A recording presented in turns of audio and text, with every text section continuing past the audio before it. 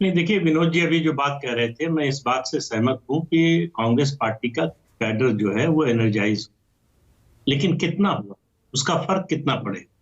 क्या कांग्रेस के electoral fortunes पर उसका असर पड़ेगा? ये ऐसे सवाल हैं जिनका अभी जवाब नहीं है। दूसरी बात, देखिए कोई भी पॉलिटिकल पार्टी हो, पार्टियां पूरे 5 साल तक जो है प्रचार करती हैं, अलग अलग कार्यक्रम करती हैं, संगठन के कार्यक्रम होते हैं, दूसरी रैलियां होती हैं। उस समय मतदाता उतना सुनने के मूड में नहीं होता, वो लाया जाता है, सुनता है, लेकिन अनमने मन से सुनता।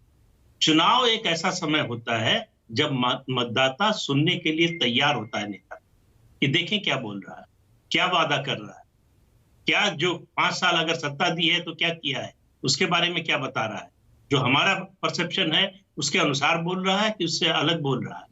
तो सबसे ज्यादा रिसेप्टिव जब होता है मतदाता, वो होता है चुनाव के समय। अगर राजनेता कोई भी हो, किसी भी पार्टी का, चुनाव के समय गायब होता है, तो वो अपना और अपनी पार्टी दोनों का नुकसान। मतलब यात्रा का मकसद सही है, उसका आइडिया सही है, टाइमिंग थोड़ा समझ में नहीं आ रहा है कि ये भाई राजनीतिक दल है, राजनीतिक दल के एक बड़े चेहरा हो आप, इसकी टाइमिंग को लेकर आप थोड़ा असमंजस में हैं क्या? टाइमिंग भी, स्ट्रेटजी भी। देखिए ये मुख्य जो उद्देश्य मुझे जो नजर आता है इस यात्रा का, एक जो है राहुल गांधी का इमेज मेक होगा। दो आरोप उन पर लगते थे। एक, पार्ट टाइम पॉलिटिशियन है, सीरियस पॉलिटिशियन नहीं है, भाग जाते हैं, बीच बीच में छुट्टी पर चले जाते हैं।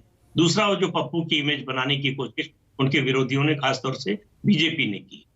तो सीरियस पॉलिटिशियन कि भाग जाएंगे, 150 दिन या 200 दिन नहीं चल पाएंगे, उसको तो उन्होंने तोड़ दिया।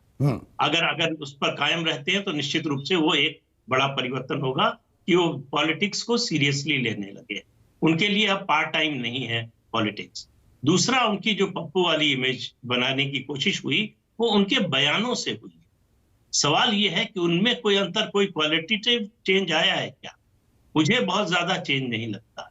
जिस तरह से वो चाइना पर बोले हैं, वो बहुत समझदारी का बयान नहीं था ऐसी पार्टी के नेता का जो 50-55 साल इस देश पर राज कर चुकी है, जो गवर्नेंस के अंदर बाहर के सारे मुद्दों को समझती है, जो जो स्ट्रेटेजिक अफेयर्स हैं उनके बारे में जिसको जानकारी होनी चाहिए, उस हिसाब से नहीं है।